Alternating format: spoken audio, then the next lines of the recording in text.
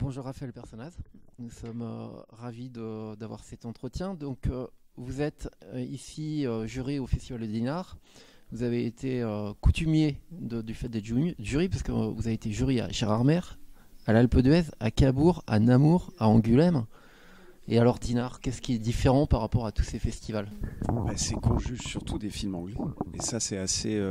Enfin, cela dit, j'avais été dans les festivals où il y avait aussi des films internationaux, mais le fait de ne pas connaître les gens que l'on voit à l'écran, de ne pas connaître les réalisateurs forcément, et de découvrir aussi, enfin, même si je connais un tout petit peu, mais de découvrir un pays à travers son cinéma, c'est toujours.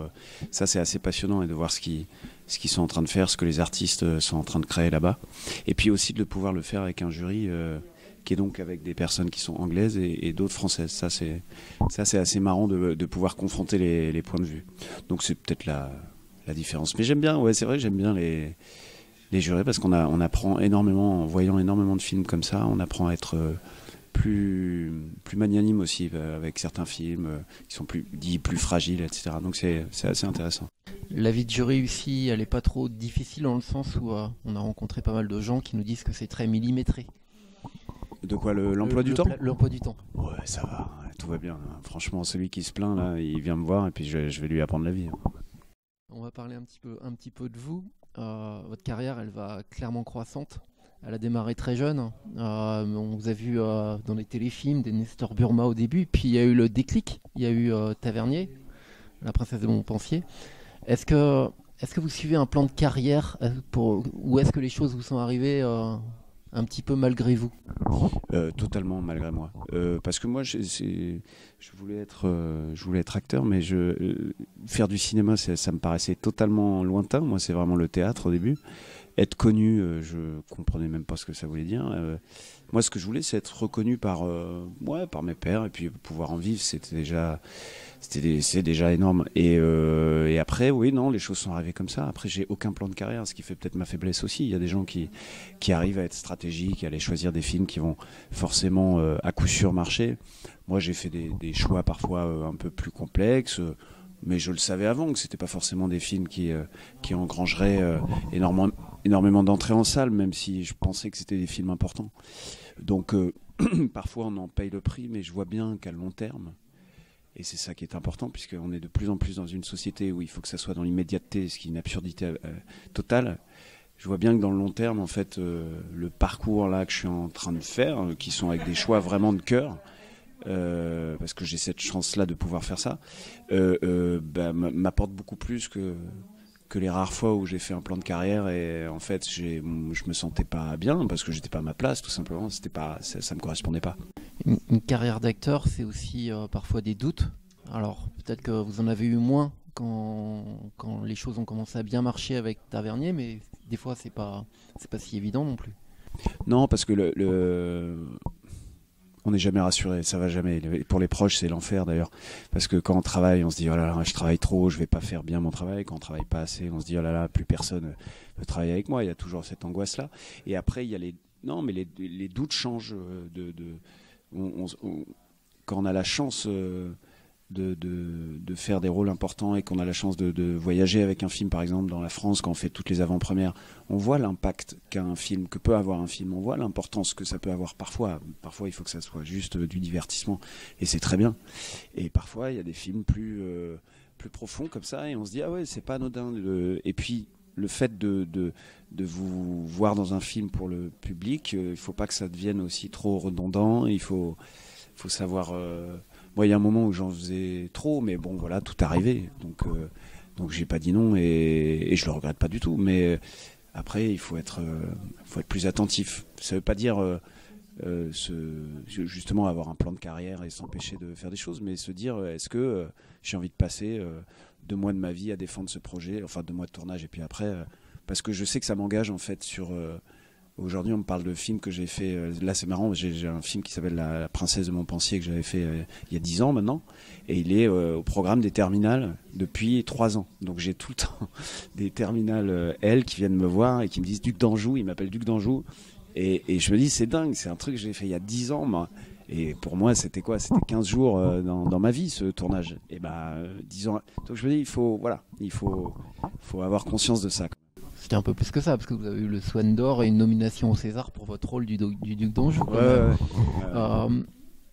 Bonello, Corsini, Tavernier, Régis Varnier, pour citer quelques réalisateurs français avec lesquels vous avez travaillé, réalisateurs, réalisatrices. Qui est-ce qui vous a le plus marqué, ou qu'est-ce qui vous a le plus marqué à travailler avec ces grands noms? Les choses qui m'ont le plus frappé avec tous ces réalisateurs, c'est que justement jamais ils vous font sentir petit à côté d'eux. Tout le temps, ils essayent de vous élever. Parfois, et c'est des méthodes différentes. Corsini, j'adore Catherine Corsini, c'est une femme exceptionnelle. Je trouve que c'est une réalisatrice.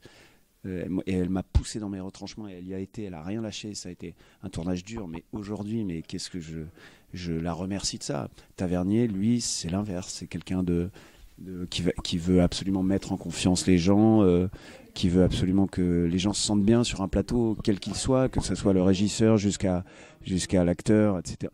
Tu vas te taire, ouais. Et donc, il a besoin que tout le monde se sente bien, parce qu'il veut créer une dynamique positive sur un plateau. Voilà, non, mais en tout cas, surtout, moi, ce que je retiens, c'est que il faut avoir beaucoup de self-control sur un tournage, et quel que soit l'enjeu que peut mettre un réalisateur sur un film, qu'il soit nerveux ou pas du tout, etc., il faut absolument respecter son travail, parce que quels que soient ses sautes d'humeur, c'est sa vie qui joue sur 2 mois, et les petits problèmes qu'on peut avoir d'ego par rapport à ça ne sont rien par rapport à l'investissement qu'il y met. Là, je suis en train de développer un film depuis quelques temps maintenant, l'écriture, etc. Je vois la difficulté que c'est d'écrire et après d'aller financer. Alors plus jamais je me dirais oh là là, il abuse. Je comprends totalement. D'accord. Alors, comme on est sur un festival du cinéma britannique, on va un petit peu vous demander votre expérience avec le cinéma britannique, puisque vous avez joué pour Joe White dans Anna Karenine, récemment pour Ralph Fiennes dans Nureyev. Comment vous êtes rentré dans ces projets-là? Comment le contact s'est établi? Pour Anna Karenina, c'était la directrice de casting anglaise qui m'avait vu dans La Princesse de Montpensier, qui m'a fait venir à Londres. Je me suis retrouvé devant Joe Wright et devant tous les producteurs exécutifs de Working Title. C'était ceux qui ont fait tous les films, genre 4 mariages et un enterrement, tous ces mecs-là qui ont fait je sais pas combien de succès. Et je devais faire des scènes devant eux. Je sais pas, ils étaient une dizaine comme ça, donc je les ai faites et puis ils m'ont pris. Voilà. Donc ça a été aussi simple que ça. Et puis après, je me suis retrouvé sur ce plateau. C'était un plateau assez impressionnant. On tournait au Shepperton Studios, qui sont des studios énormes. Je sais pas, l'équipe, il y avait 200 personnes, il y avait des figurants partout, il y avait des chevaux, des machins, ça n'arrêtait pas. Puis au milieu de ça, vous avez Jude Law qui arrive.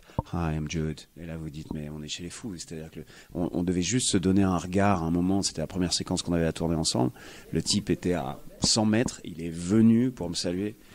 Et là, on se dit, ah ouais, d'accord. Donc, c'est pas les méga stars totalement coupés. C'était assez étonnant. Et puis moi, j'avais beaucoup de scènes avec Aaron Johnson Taylor, qui est un acteur génial. Voilà, donc et puis jouer en anglais, en fait, c'est assez marrant, parce que ça met déjà, le fait de parler dans une autre langue, c'est déjà une sorte de jeu. Ralph Fiennes, ça a été aussi pareil. On s'est rencontrés comme ça. On a lu une fois la scène et il m'a dit wonderful. Alors déjà, vous dites Ralph Fiennes qui vous dit wonderful, vous dites bon, ça va, ce métier je le fais pas pour rien, c'est bien. Et après, c'est quelqu'un d'extrêmement précis, de toujours très intense, très et en même temps en recherche continuelle. Moi, ce que j'ai aimé dans j'ai trouvé qu'ils avaient quand même très très peu d'ego.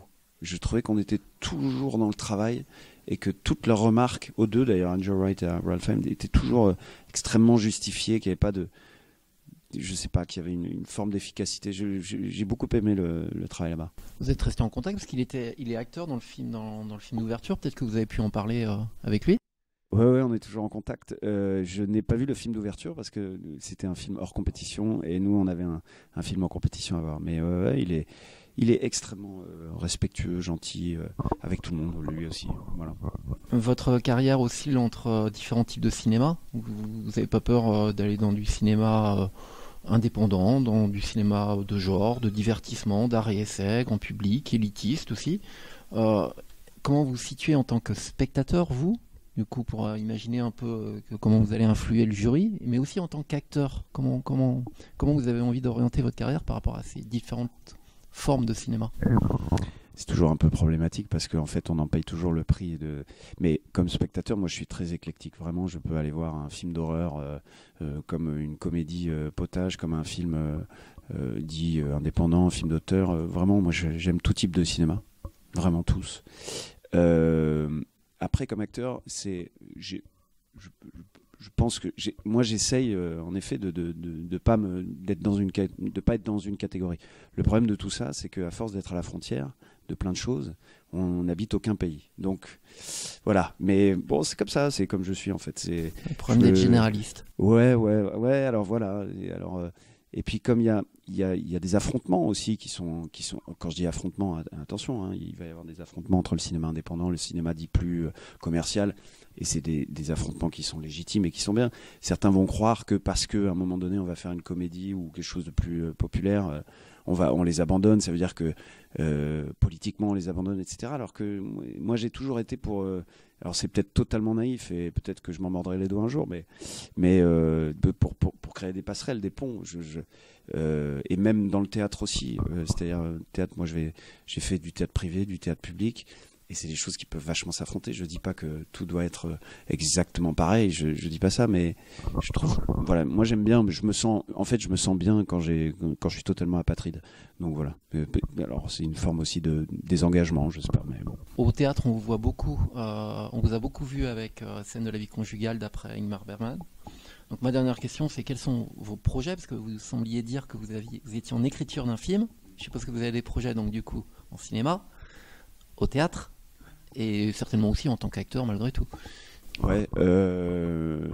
Alors au théâtre, là, moi je continue une tournée d'un texte que j'ai fait qui s'appelle Vous n'aurez pas ma haine, qui est un seul en scène qui raconte l'histoire de Antoine Léris qui a perdu sa femme au Bataclan. Et il en avait tiré un livre. Ça, je l'ai joué. J'ai commencé à le jouer il y a 2 ans au théâtre du Rond-Point. Et puis ça m'a entraîné au théâtre de l'œuvre, tout ça à Paris. Et puis après, l'année dernière, on a fait 50 dates en tournée. Et là, on repart encore pour une quarantaine de dates en tournée. Donc en fait, ça a eu ça a été tellement particulier, évidemment, du fait du sujet, que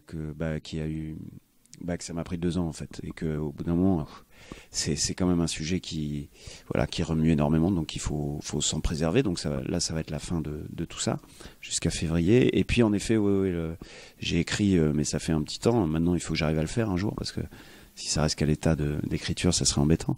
Mais j'ai écrit un film. Mais si j'en dis trop, après ça va porter malheur. Voilà. Bonne chance pour ces différents projets et merci beaucoup. Merci à vous.